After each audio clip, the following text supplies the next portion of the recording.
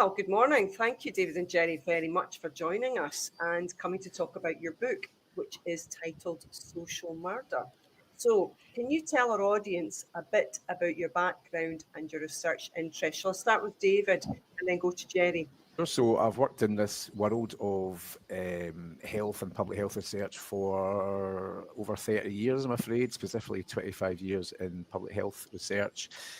I now work at a university. I'm at the University of Glasgow, where I'm a senior lecturer in health inequalities, but I've only actually been here since February, and previously I had different research roles within the NHS, including 17 years at the Glasgow Centre for Population Health, and I've always done work around different aspects of health inequalities, and in the last few years a particular focus on the extraordinary change to health inequalities brought about by austerity policies, which has been part of obviously the motivation for this.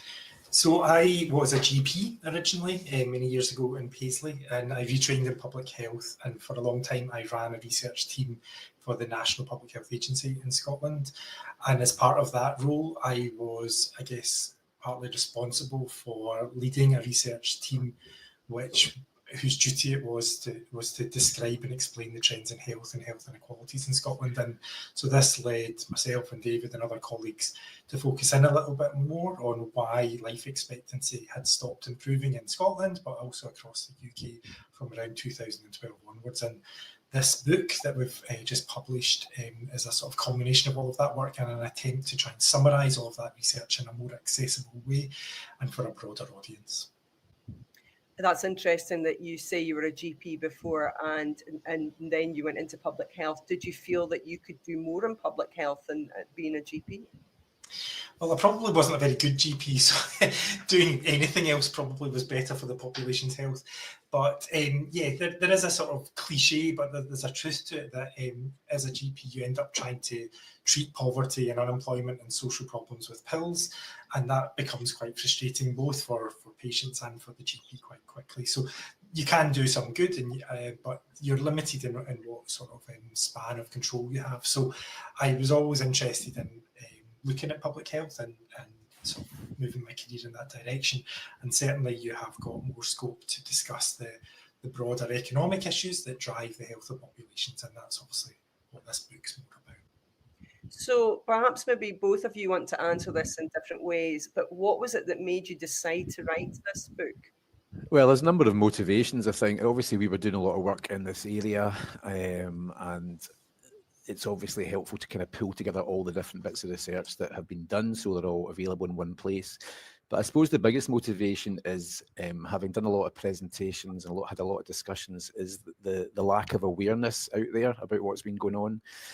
And I don't even mean just the general public. I mean in terms of speaking to lots of politicians. We were through the Scottish Parliament a few times, and I was pretty astounded by the level of ignorance around what's been happening. And when I say what's been happening, I mean, it's hard to overstate this, but the changes to mortality rates among the poorer populations across all of the UK since austerity policies came in have been nothing short of astonishing and horrifying. So I can show you all sorts of things, but you know, if you look at certain populations where mortality rates have been coming down over many years, which is what should happen in a wealthy society, people should be living longer. That's what mortality rates coming down shows. After 2010, those trends just basically stop coming down and go into reverse. So that means that people are no longer living longer; they're basically, on average, dying younger. And you know, it's beyond comprehension how this can happen in such a wealthy society. So, as I say, you know, as part of the world of research, you do a lot of presentations, you attend a lot of meetings, and the lack of understanding, as I say, in the part of politicians, but also in the general public, and we've tried to get that message out through press releases and all that, and the extent to which that's been successful is questionable. So I suppose the book is another attempt to try and shout about this and make people aware of, frankly, the horror of what's been going on. And Gerry, were those similar motivations for you, or was there something else? Yeah, so it's a similar sort of motivation, but just to add to what David said, that I think we also are at risk a little bit in public health of speaking within our own bubbles. So we end up doing a lot of presentations to other health researchers, but what we were finding in our research was that it was economic policies and in particular austerity policies that were driving this vast change in trend. And so it becomes necessary for us to get outside that public health body and speak to people who have got a broader public policy interest. So whether that's economists or economic think tanks, politicians, opinion leaders, but also the general public to make them aware of it. So it's an attempt to have a much broader audience about the role economic design and economic policy decisions are having on health trends. And with the best will in the world, health professionals can't fix this very easily, and so we do need to speak beyond those bounds. Social murder, a lot of people will find the title shocking, the idea that people are killed socially. So can you explain what social murder means and where the term comes from?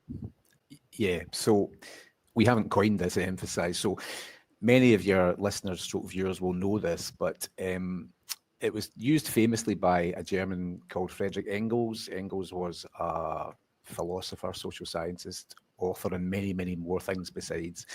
And he used it famously when in a book called The Condition of the Working Class in England, which he wrote when he was working in Manchester in the 19th century at the height of the Industrial Revolution. And he used this term social murder to refer to the appalling working conditions that people were in and living conditions that they were in, which led directly, in effect, to appalling dying conditions, because Manchester, like a lot of industrial centres at the time, was characterised by incredibly high premature mortality rates, including very high child mortality rates. So his anger in using this term was aimed at the factory owners and the private landlords who were profiting from this human misery, but also more broadly at those in society with power who were allowing these conditions to persist. And in that latter sense of talking about people with power who make decisions which cause harm, the term has been used since then in a number of different settings where that's been the case. So, for example, it's been used in relation to the Grenfell fire. It's been used in relation to government's responses or lack of responses to the COVID pandemic.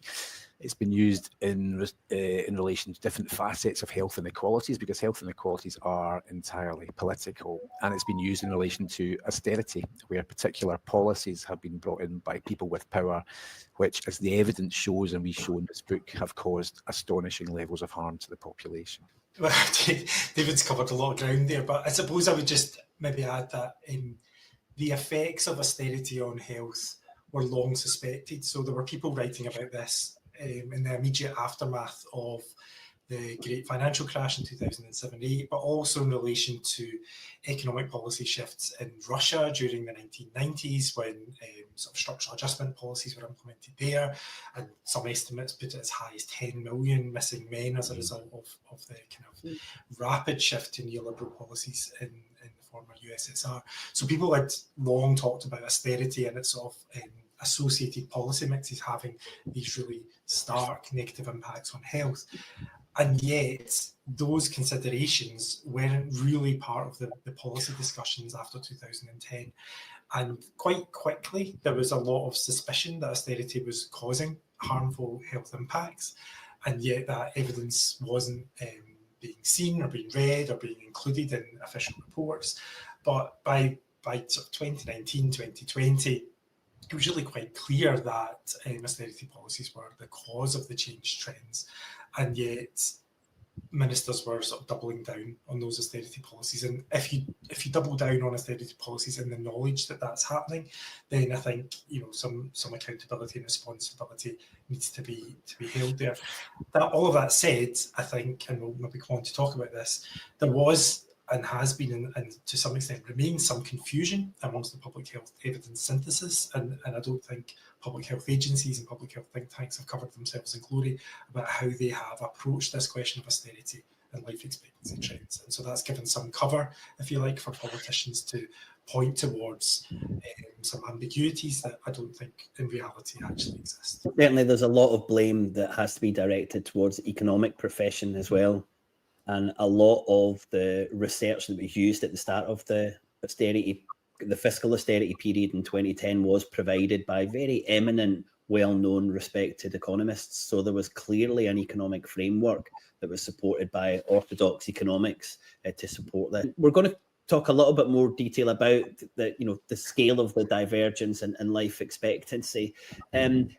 From what was happening previously. But could we just kind of hone in on when exactly these changes occurred who was most affected by them, what happened to particular causes of death, and then finally, what was the kind of additional impact of COVID? I know there's quite a few things there, but I think that will really give us a good idea of a lot more detail before we move forward. What we see across the UK is that trends had been improving in average mortality rates for the entire population for decades up until 2012. And around about 2012, there's a kind of fairly stark change in that trend. So on average, things just stop improving. So there's a huge amount of additional mortality to what you would have expected had those pre-existing trends continued on. But the average hides lots of inequalities. So up until 2012, mortality rates had been improving more rapidly amongst people living in more disadvantaged areas. And so on some measures, so on some absolute gap measures of inequalities, those inequalities were coming down. But after 2012, these just reversed. So mortality rates started to get worse in absolute terms, and as a consequence, inequalities in mortality started to widen quite rapidly in Scotland, but also across the UK.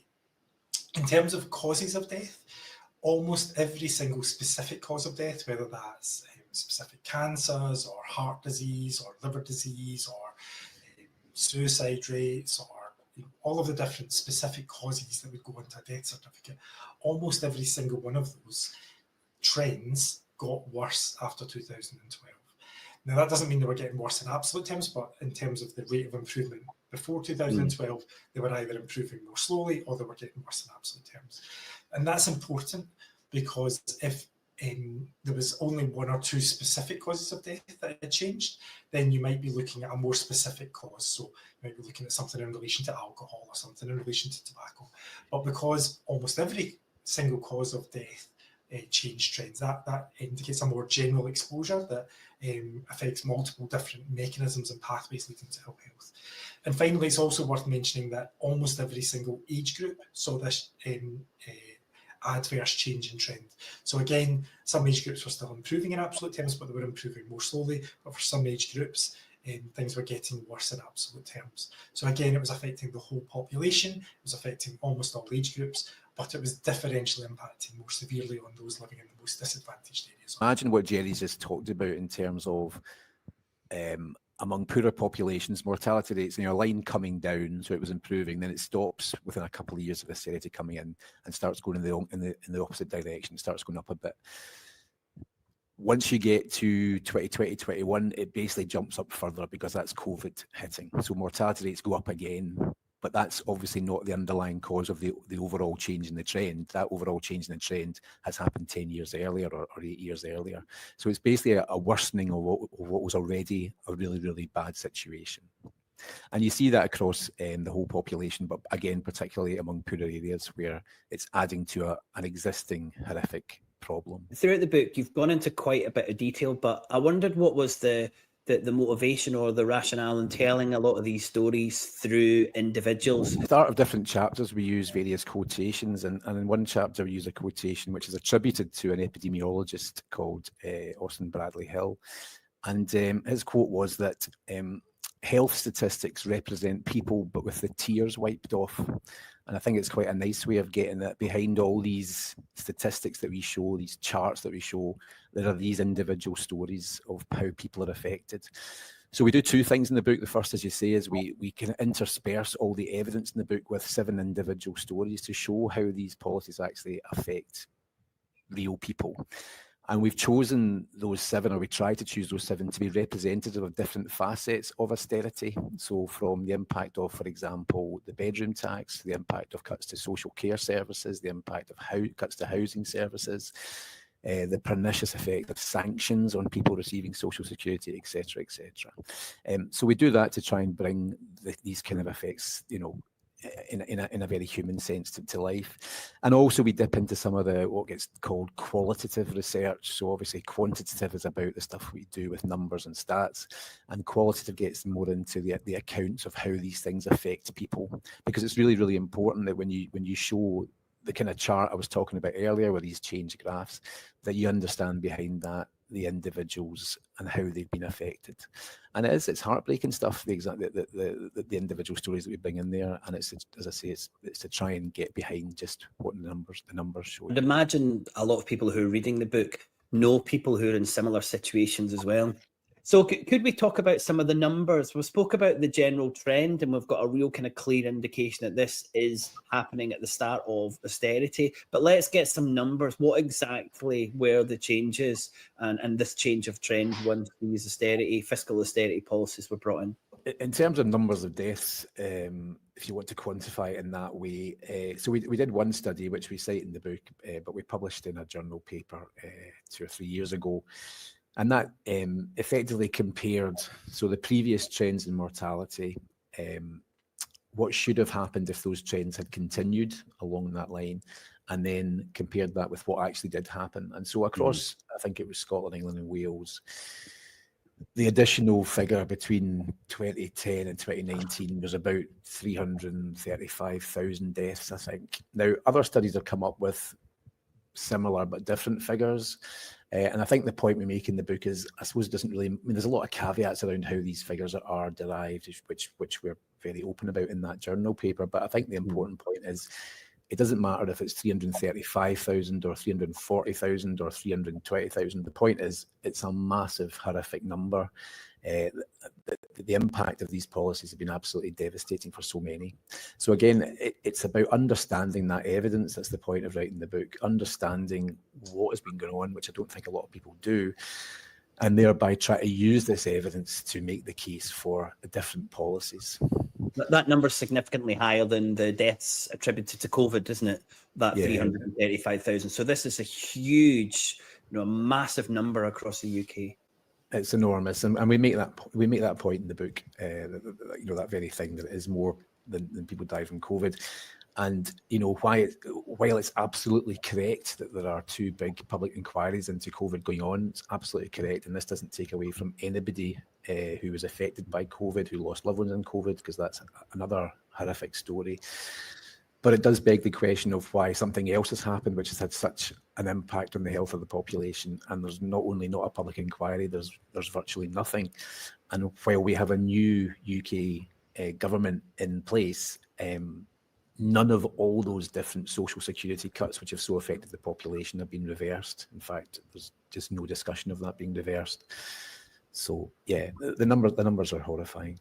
And you could, of course, update these figures. So we haven't done that yet. And as you've hinted at, William, it's a little bit difficult to disentangle what would have happened during COVID had austerity not been in place. And obviously some aspects of austerity were kind of suspended. So there were uplifts for some social security benefits. There was the scheme to pay people a proportion of their wages during COVID. So there was complexity there.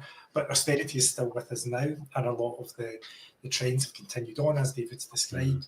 And so even this year, we have a large amount of deaths that can be attributed to austerity. And so that the figure that we've come up with of 335,000 is only up to 2019. And that figure in reality is likely to be much, much higher. Can either of you think of any government welfare cut that's happened that's been reintroduced? Just one example in the 30 or 40 years thinking about cuts to benefits. Any example come to mind where a government have actually said that was cut under the previous administration and we're going to bring it back? Well, I suppose the examples you could point towards relate to the devolved administrations and the attempts to mitigate some aspects of the social security cuts that have come in. But without getting into a sort of constitutional debate immediately, the powers to do some of that are quite limited. So, for example, it's not within the remit of the Scottish Parliament to undo sanctions, because sanctions are a core part of the design of universal credit. I think sanctions have been one of the most pernicious aspects of social security so-called reforms, because it leaves people without any money at all. It puts people in abject poverty and in destitution, and that has obvious and clear negative health consequences. But yeah, the Scottish Government, for example, has put in some measures to mitigate some aspects of, I think, the bedroom tax. It's tried to mitigate some of the drivers of increased child poverty with the Scottish Child Payment. I know there's things in train around an adult disability payment, and there's a sort of different conversation in Scotland around trying to make a social security system that's less about punishment and forcing people back to work, and more about trying to meet people's needs, perhaps in the context of trying to provide people a minimum income guarantee or similar. And there's also a sort of different narrative, if you like, around what the role of a social security agency should be. So what's its posture, what's its value set in relation to the public compared to others. But all of that said, the vast majority of social security cuts and so-called reforms and sanctions have been implemented across all UK nations. And so although there's been some mitigation around the edges, the effects have been seen everywhere. Yeah, and I think that's an important point, and maybe we will cover that a little bit later. But I suppose the answer to that question, can you think of anything at the UK level which has been cut and then put back? Is that a nothing springs to mind because there probably isn't anything there? And that general assumption that once there's a welfare cut takes place, it just disappears off the kind of political discussion board? There's certainly nothing specific coming to mind, but there have been times in previous governments where, for example, child poverty levels have come down because of particular policies introduced. And one of the impacts of the austerity policy since 2010 has been a dramatic increase in child poverty because it's been poorer families with children that have been most affected. And the other thing just to throw in here, I think, is there's been a bit of discussion in the media about, particular so-called welfare reform cuts, and the two-child limit gets mentioned quite a lot, and that's obviously been highlighted, and an academic referred to it as the sort of emblematic of austerity. But it's worth just pointing out that although that's been talked about, that's only one out of literally hundreds of reforms that were made. In the very first Parliament, the Conservative Liberal Democrat coalition, they introduced more than 150 separate so-called reforms, which were cutting levels of social security and entitlement to social security. So the scale of the changes to social security has been absolutely astonishing. That was only in the first Parliament. It's then been followed by further cuts over 14 years. So although people talk about, bring back this one or that one, it's understanding the totality of the changes and what the required policy response is to that. I think that is really good for framing, David. But what I'd also like to add, because I don't think it's covered in the book, is the role of the UK government's fiscal framework. And as you'll know, these are the set of rules that say you cannot break these rules in terms of spending. So we have to run a balanced budget over a 5-year period. But the UK government is the only government in the world that has a specific cap on benefits within the fiscal framework. The only government that has this. And this has a huge impact on any government when they're looking to save, to take your welfare payments away first. So that's why I think it's a big part of explaining why these policies are never reintroduced, because of the specific cap. So I think we've got a huge job to explain to people the extent of how baked in austerity is via the fiscal framework, the rules for government. And I think it's important to highlight that for people when we're talking about the overall framework for austerity. Going on to those figures, could you give us an idea of the amount of money that was cut from local government funding and also from just general welfare, from like 2010? Yeah, so I don't have them right in front of me, but they're all in the book. They vary an awful lot. So cuts to overall government spending, the estimates vary. One report put it at between about 2010 and 2019, there was about £500 billion of cuts. So it equated to about the changes in the, so what was being spent in 2019 compared to 2010 was about 90 billion less. So they were adding that up across the years. Again, a bit like the previous discussion around numbers, it doesn't really matter, I suppose, if how precise that is or whether it's a little bit lower or a little bit higher. It's an astonishing amount of money. And then within that, an astonishing amount of money has been cut from the annual social security budget. And the estimates, again, vary between 30 billion per year to about 55 billion per year. The truth is probably somewhere in the middle of that. The government themselves are aiming to cut about 47 billion pounds a year. But again, the point isn't what the precise figure is. It's just an astonishing amount of money. that's been cut. And it takes you into a broader discussion about, what kind of society you want to live in, because in a kind of civilized society, there's a safety net there, a social security safety net to kind of help people in their time of need. But in the UK since 2010, that safety net's basically been pulled away from so many, and that's why we see the figures that we see. That's why we tell the stories of people that we tell. It's beyond belief what's been done since 2010, really. And that 90 billion figure, that's about half of Scotland's GDP.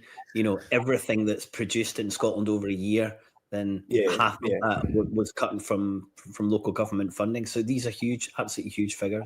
We do a similar crude thing in terms of comparing some of these figures to the GDP of particular countries. It's just really to make the point of how big the figure is, and to give, again, in this, Gerry talked about trying to make the book a bit more accessible, just to give the average reader, if you like, some kind of idea of the size of this, because it's astonishing, the scale of cuts, absolutely astonishing. But this was bound to happen after we spent so much money bailing out the banks in 2010. So maybe people didn't want to do it, but it had to be done. So this wasn't a choice. This had to be done for sake of, I'm struggling to think of these arguments now, the sake of the public finances and our grandkids. These changes had to be introduced. What's the response to that? This kind of speaks to the argument that at the time, the IMF, the World Bank, the OECD, various international financial institutions, the European Central Bank being another important one, sort of made at this point in time. And I know you've talked about this before on your podcast, William, in relation to some of the so-called evidence that underpinned that. So the famous and Reinhardt book, which claimed that having high levels of government debt would be a drag on economic growth. So there was various justifications made for austerity policies at that time, so 2009, 2010. But these don't really stack up. So a lot of those papers have been debunked in different ways. Simple arithmetical errors found that change the conclusions. And it seems much more likely that it was a sort of ideological set of decisions that were put forward through these financial institutions on the basis that people sort of had a belief that a small state would be better than a sort of more developed, high quality set of public services. And I suppose it is worth just reminding us that not all countries introduced austerity in 2010. So a lot of European countries did, because they were under the aegis of the European Central Bank that was pushing it. But countries elsewhere didn't necessarily do so. And we've also seen in history points where there have been very high levels of government debt, and yet public services have been invested in. So after the Second World War, for example, Britain was in a very difficult position financially. It had taken on a lot of debt to fight the war.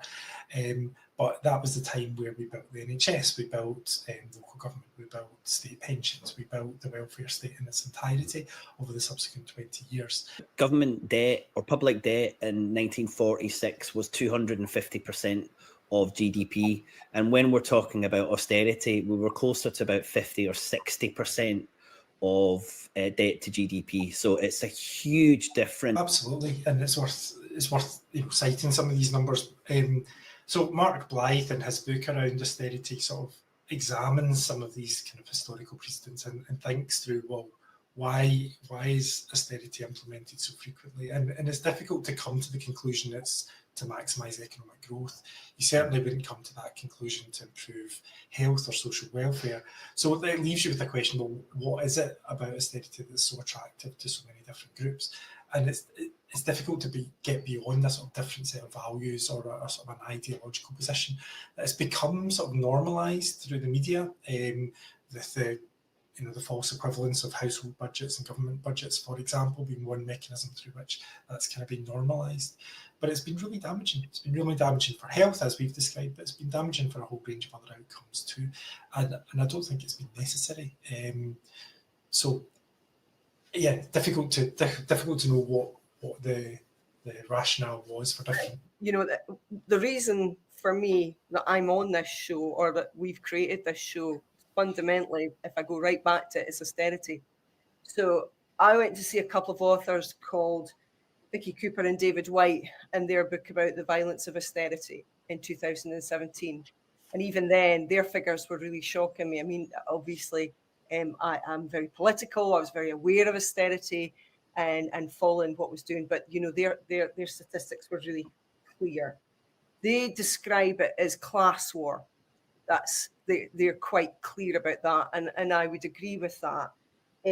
I want to come back to your paper for 2022. What stuck out for me, as someone who's interested in economics as well, is the difference in Japan. So Japan's life expectancy increased, when we saw everyone else more or less go down, and Japan are running a deficit of 250%. So, you know, it's telling you that you make a decision about government spending, and the government spending its own currency out into the world. And what does that do? And it can either enrich people in small sections of the society, or they're going to make sure, if they do good governance, that the majority of their people are well looked after and well. And, you know, it's very clear what's happened in the UK since 2010.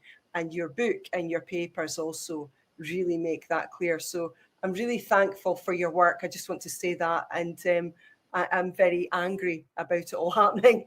And I've been following it very closely for a long time. So I just want to thank you for your work on this. I think it's really important. Oh, thank you. And I suppose that's what I was going to be getting at with sort of the difference in values or ideology. So it's about who does benefit from austerity. And it's certainly not the majority of the population, and it's certainly not the people that have been dying well before their time. So, but some people have become incredibly wealthy through the kinds of policies that then follow, whether that's cuts in corporation tax rates or income tax rates, whether that's a smaller state and then leaving gaps, if you like, that then are met by privatisation of services that you know, wealthy people are able to exploit. So there's certainly a change, that a broader change in the sort of makeup of society that's kind of been introduced in the wake of sort of austerity policies, and I think people are less aware of that than would be helpful.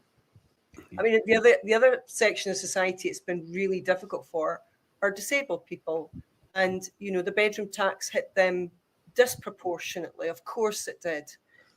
You know that, so it's not just a class war. It's just it's a war against people who are not wealthy and don't have, you know, protections there that it would seem that the ruling class expect that you should have and somehow should be born into. So you know, it's really it's very clear from the work both that you've done and the other authors I was talking about, that that's really what's happening here. And I hope that your book helps to highlight that to a lot more people. I want to come back to your paper again. You say on page 87, you want to see an increase in funding to public services back to 2010 levels as a minimum for local government. But you have separated Scottish and UK government, which we always try and do in the programme, and get people to understand the difference between what one can do and what the other can do. But, you know, if you're going to suggest that the Scottish government, you know, take funding back to 2010 levels, where should they then take that money from? Because obviously they're not a currency issuer, as the UK government is. The UK government can spend first and tax second, but we've only got a very limited amount of wiggle room there. So what do you think needs to be pulled back on spending wise in order to make that happen? So first, if I could just say something on inequalities before I address that directly. So you're right to highlight disabled people or people with disabilities as a particularly impacted group, and we don't go into it in a huge amount of detail across the book, but the impacts of austerity have been intersectional. So women have been impacted disproportionately in terms of the cuts that they've experienced. We've touched on ethnic minorities, people with disabilities. Different age groups have also been impacted by austerity. So pensioners have been relatively protected compared to working age people in terms of the cuts to social security. So the impacts have been differentially felt across the population. But to come back to your later question about how to fund, if you like, local government in a devolved context. So clearly the Scottish government gets, you know, a large proportion of its revenue stream from UK government decisions. And so you have to understand that kind of nested nature of devolution, and so anything that happens at UK government level has massive implications for Scotland, irrespective of what the Scottish Government do. But that I don't think should let the Scottish Government entirely off the hook. The Scottish Government does have a number of powers, and indeed there was a publication last week by Tax Justice Scotland which sort of highlighted the range of powers that the Scottish Government has at its own disposal to both redistribute money and to raise additional taxes. So I don't think I would accept the proposition that local government should be funded instead of some other funding to public services in Scotland. I think we need to find money to do both. Now, clearly that's incredibly difficult within a devolved context when the UK government funding is not increased back to 2010 levels. But it doesn't mean there's nothing that can be done. So we still have, for example, an incredibly unfair local government system of taxation. Reforms around that or replacement of that could do a lot to both make things fairer but also to increase revenues. And there's a whole range of other things that we could do in that space as well. There's been a number of publications that have addressed this. So there's a couple of publications from the STUC, for example, which just showed how additional levels of taxation, of taxing, I can't remember if it was particular assets, it certainly involved a fairer council tax, but it was things that the Scottish Government could do within its powers to raise literally billions of pounds.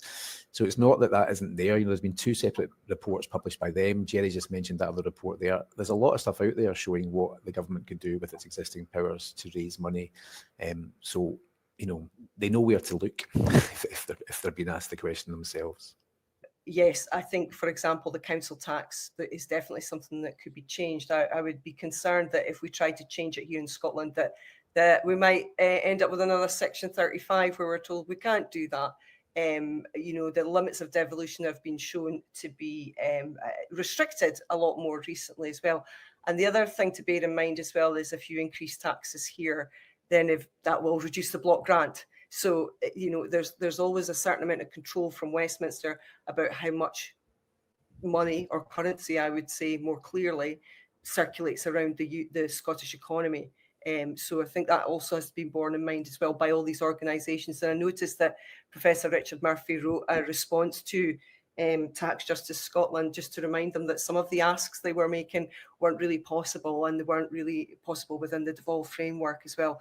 And I often hear when trade unions are talking on the radio, they're often asking for things that really aren't actually possible. So I think that has to be borne in mind by the audience who's listened to that as well, to be really sure about what is possible and what's not possible within the devolved context. Yeah, I think it's a really important point, Karen. Things can be changed, but they're to a small extent, I guess, is what I'm saying. And I know the figure that we found was that the extra revenue that was generated by the changes in the income tax, 80% of it was offset by the block grant.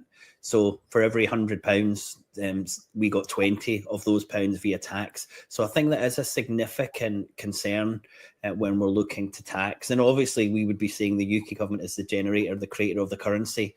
And that's what we need. We need much more UK government spending to solve these problems. Sure, tax is really important, especially to redistribute, but we shouldn't be looking at taxation to solve these issues. We should be using taxation for other means. Well, I guess, what do you both think that the role of the local authority, what do you think we can do better? So again, in terms of the book and the evidence we present, when you're breaking down austerity into its components, into the 2 main parts are obviously astonishing levels of cuts to social security, provision and entitlement, and also the cuts to local government. It's a slightly complex matter because there's been a bit of research done showing that in England as a whole, cuts to local government, which obviously impact on all sorts of vital local social services, were much greater in Scotland and also than in Wales, because there was some mitigation through going through the devolved governments. Nonetheless, particular areas, including within Scotland, were particularly hard hit because the overall characteristic was that the poorest areas had the greatest cuts made to them. So Glasgow suffered particularly. And in terms of what we do in the book, is I suppose it's about emphasising the importance of those of the funding for local government services, because everything they do for society in terms of adult social care, child social care, social protection, addiction services, housing services, everything that basically people depend on anyway, but those in particular need have an even greater dependence on. And one of the stories in the books is again somebody who, well, there's two actually, one who's been particularly affected by cuts to housing money basically in the local authority area in England, and one whose life has been turned upside down by cuts to social care. So it's about getting across that message of the importance of funding to local government to provide all those services, which again gets into the whole discussion about what you should have in a civilized society, and whether people who are vulnerable, who need help, should be provided with help, or whether they should be somehow just kind of cast adrift for particular political reasons, which in effect has happened. I just wanted to give you a quote from Clara Marty's book, Austerity, the Capital Order, and she says, "No physical weapon could have been as powerful as this theoretical framework in removing agency from workers and justifying private profit." So there is a huge body of evidence around the impact of austerity harming the poorest in society. Well, I want to try and end on a little bit of a positive note, if that's at all possible. In the book, you say that we're now in a new era of health inequality in the UK. Is there anything that gives you hope that this era might be a short era and things might change? Right, okay, well, thanks for that answer. Hold on to dig into my reservoir of untapped positivity. So it's pretty difficult, isn't it? The picture we paint in the book is a truly horrific one. I've got to be honest, it's astonishing. And as I say, you lose some of this when we're not able to kind of show some of these charts and the reversal of some of these trends. But the final chapter does set out, what policies are required to improve the situation. And it's important to say that that's not rocket science, So we've provided a set of evidence-based policy recommendations which build on previous evidence-based recommendations that we've made before, that people like Oxfam Scotland or the Joseph Rowntree Foundation or a Child Poverty Action Group, all these different individuals and organisations have looked into this to see what's required. So we lay them all out. It's not that we don't know what to do here. It's about it requires political will. So obviously we have a new UK government. Am I optimistic they're going to listen to this? At the moment, not really, if I'm being honest. But I think that doesn't mean you stop shouting. And it doesn't mean you stop having hope that if enough people are aware of the evidence, that somehow we can bring about some good in terms of making politicians aware of this evidence. So David and I have been doing a few interviews over the last week or two just in preparation for the launch of the book. And it's a common question that we get asked at the end, give us some sort of hope, give us some optimism. And I do wonder if that's almost problematic, because on current trajectory and the current policy mix, it's very unlikely that these trends are going to reverse. Things are going to continue to get worse. And I don't think us or anybody else pretending otherwise is that helpful. And I don't think we should wait for a sort of, a shining white knight in armour coming across the horizon to save us. I think it's about us and the population at large becoming more au fait with this evidence and understanding what's going on, and then being organised to demand the kinds of politics and policies that are needed to reverse this. And if people don't sort of take all the opportunities they can to participate in democracy in all its different forms and being organised and create campaign groups and forms of political expression that can demand changes, then things will keep happening to us. Austerity will keep being imposed onto us. And I don't think we're at the stage yet of having a really clear vision of how that's going to be reversed. So I think it's on people like David and I to make people aware as possible of this kind of evidence and this kind of problem. And it's great that your podcast is spreading that information as widely as you can. But it will take many, many more attempts like that, I think, for us to think through how can we be organised enough as a population to demand a different kind of politics. What's concerning me now is looking at the rise of reform. And also just, people's feeling on a democratic level is, can I just switch? Switch another party, it'll solve the problem, or we'll leave the European Union and that will solve the problem. And what we're hoping to do in this podcast is get people to understand how money works, that austerity wasn't necessary, that was a lie, and this is why. And, you know, obviously what interviewing you're explaining exactly more clearly what's happened from it. But we hope to get people to understand what money is and how it functions, so that, you know, on a democratic level, they understand who they're voting for and what they're saying, rather than, you know, just believing quick sound bites from, you know, television programs, etc. Hopefully we can achieve that a little bit, and hopefully your book can achieve that too. Yeah, well, certainly I would say the work that we are doing on the austerity framework, which I know I shared with you, Gerry, I think explains to people that this isn't a quick fix. And that was a little bit of a loaded question, because if you were going to come back and say, we can do all these things, I was going to say, but you need a policy framework at subnational and national level that understands all of this, and the economic structure is not supportive of all of these policies. And I think that's why we need a radical change of the frameworks, the beliefs, the methodologies, the methodologies that underpin how we form our economic policies. Because without that, then we are just going to continue with austerity. And then my final point that I wanted to mention was Clara Matee breaks down austerity into three areas: fiscal, monetary, and industrial. And I think you've done a wonderful job on highlighting the impact of fiscal austerity. That's the most painful, the most obvious, but I think there's still work to do to people to highlight the role of monetary austerity. Certainly back now with the huge amount of money that's paid to the already wealthy via interest rates. And finally, this industrial austerity, which is long-term impact on people's work and working conditions. So even that depth 280 page of book that you've written with all of that stats, it's still only covering one of those three aspects of austerity. That's how deep and impactful it is. And we've got so much work to try and highlight what those impacts are, and what a terrible effect they're having on our society. But you've done a wonderful job. There's some wonderful information in there. And I think it's really important to share the things that they see to help re-emphasize and re-educate people who might have forgotten how absolutely shocking that high level of fiscal austerity period was. Any final thoughts? I'll just throw in, as you're plugging the book there, just throw in the relevant point that we're not actually making money out of this before we're accused of any hypocrisy. So any royalties from the book go to NHS charities. So if people can afford to buy it, I'd encourage people to buy a copy. And even if they don't enjoy it themselves, send it to their local MP, so maybe they might understand some of the evidence. I think that would be a really great Christmas present for lots of people to do that, to send to their MPs. Yes. Mm-hmm.